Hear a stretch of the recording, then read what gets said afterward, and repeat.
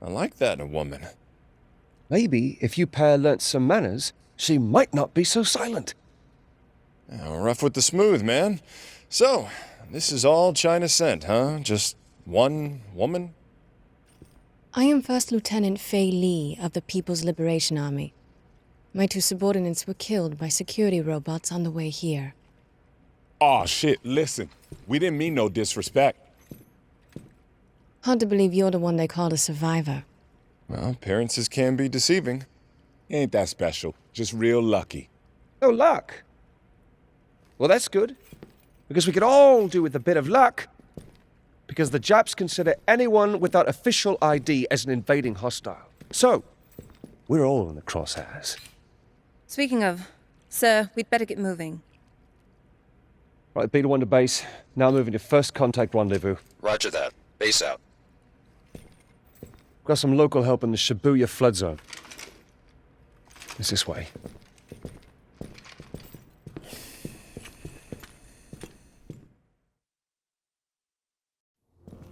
The 21st century started off pretty bad, and only got worse.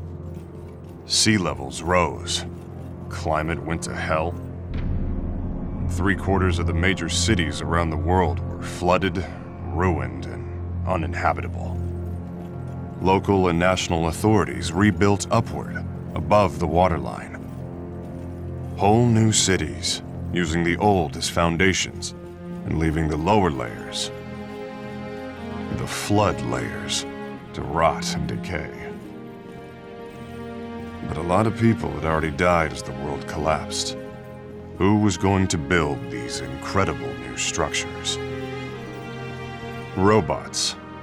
I call them scrapheads. But then, I've never been a fan. Not that anyone cares what I think. Fact is, we needed robot labor like never before. One company rose to dominate the market. Bergen Advanced Robotics Technology from the USA. Bergen has a 95% share of the global robotics industry. Of course, they didn't get there without ruffling a few feathers. Most famously, the Amada Corporation in Japan sued Bergen for stealing its technology. But by then, Bergen was already huge, and Amada lost its case. That was the last obstacle between Bergen and world domination. And thanks to them, the USA is now the global superpower. In 2040 AD, the world's remaining economic concerns ratified the New Geneva Convention. One of the most controversial parts of it was Clause 21, which banned research into robots that could pass for human, or holochildren, as the media called them. 40 years later, a holochild attacked Bergen's headquarters in the USA. He didn't just fool the humans. He seemed to have no idea he was a robot himself. I'm Sergeant Dan Marshall. I work for the IRTA, the International Robotics Technology Association out of Geneva.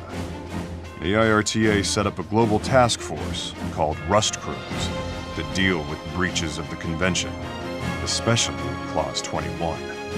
We've got full support from the US military, which is where I used to work anyway.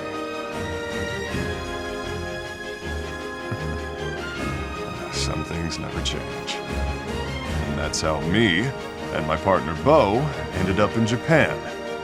Because the US suspects the holochild who turned up in America was made by Yoji Amada, legendary robotics genius and the founder of Amada Corporation.